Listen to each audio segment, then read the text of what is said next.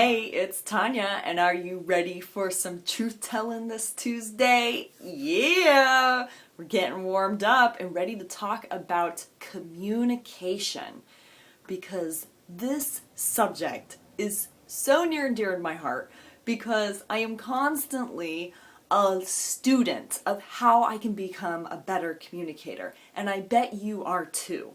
I bet you are someone who is constantly saying something that's pissing someone off or saying something that's not landing with the people in your life.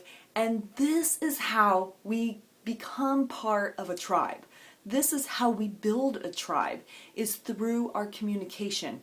How are we communicating such that we have loving relationships? We are magnetic and so people are attracted to our message. That is the foundation of tribe. This is how we start to develop relationships that are long-lasting, that are tight, that are loyal. It's through our communication. So this is something that we should be talking about every single week, and maybe we will. Maybe we will start talking about this. So today I specifically want to talk about points of view. How can you start relating with your tribe in a better, more effective way? And that is by start to communicate by looking at someone's point of view. Okay? So it's like, let's use the example of a house, right? Let's back up a second. I'm getting so excited because this is just so juicy. Okay, so we have a house, right? We have, let's say Brian is in front of the house, and let's say we have Susie in the back of the house, right? She's in the backyard. And someone's asking them, can you describe the house to me? So Brian says, well, there's a front door, I see 2 windows, there's, a doorknob, there's maybe a screen, maybe there's a porch. And then Susie's like, wait a second. I'm not looking at the same house. I don't see any front door. I don't see any screen or any porch. And there's 3 windows back here. They're describing the same house, but they clearly have a different perspective, a different point of view, a different worldview of how this house occurs. Our word creates our world. Even though Brian and Susie are in the same world, they're actually in 2 different worlds that are colliding. And they have different perspectives. So how you can relate this to, let's say, money, right, is Brian might look at the world and say, hey, look at all these opportunities that are going on in this recession. And Susie might say, oh my God, I just lost my job and I'm like devastated and I don't have any opportunity and there's just no opportunities right now in this economic condition. They're both right. And it's how they're speaking about it. It's what's going on in their head and then what the words are that are coming out of their mouth to describe the world that they're living in. This is so critical, and yet so many times our lives are run by our circumstances instead of us getting that we can create the circumstances simply by what's coming out of our mouth. So here's what I want you to do this week.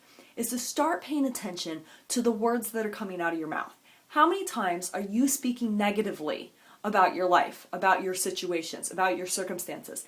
How many times are you saying that you're broke, or that you have no money, or that you have a financial crisis? Because guess what? It's probably not the truth. Guaranteed, you probably have more money than you're saying that you have, and you're not on the streets homeless. Hopefully, and if you are, please email me so that the tribe can get behind you and support you. That's just something that, you need to definitely reach out and get support. But here's the thing, if you can start changing that language and start actually saying something else about that situation and start focusing on the fact that you do have money, you're starting to have a different worldview, right? You're starting to have a different perspective. If your words are going to start creating that, guess what's going to show up? More of that. Whatever it is that you're saying, you're going to start to see evidence for that. This is so amazing. And guess what? This is how you can start building your tribe and being part of a community. If you want more people to show up and want to work with you, buy your products, buy your services, just watch your videos or read your blog or be, your friend on Facebook. If you want to start being magnetic and start attracting your tribe, the right people towards you, you got to start getting in their world and you got to start speaking to their point of view instead of trying to force something on someone. Start speaking to what's happening for them. What do they need? What do they want? This was something in Tribal Truth that I found, is that people, our members, wanted to be meeting with one another to start developing better relationships and start sharing resources. So we created Sistership Circle.